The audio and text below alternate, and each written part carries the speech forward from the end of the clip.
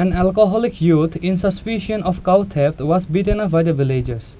Later came to know that he was not a thief and his name is Mani Ghosh from Maharanipur area. The incident took place in DM Colony area under Telemura police station on Thursday night.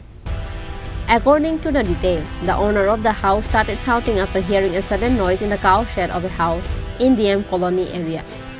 Immediately, people of the nearby started gathering, and a drunk youth on suspicion of cow theft was beaten up by the villagers.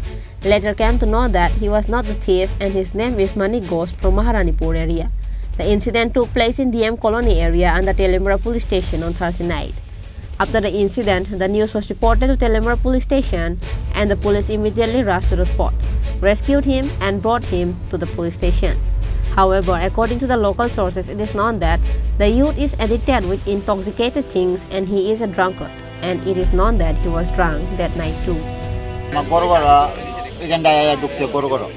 গরু অকালতা উসুলিয়া টাকার টুকার ভাঙিয়া থাকে আমি তো আর Collier আমি চিনছি না আমার কথাও কইছে না হ্যাঁ আমি গরু সুর কই নাই কইছি এবার অকাল মানুষ দলা হয়ে আইছে আর তুই তো রাগ করতে আর আমার গ্রামের মানুষ আর তো আমি বুঝলে ডাই আর কি আসল নাম আমি কইতাম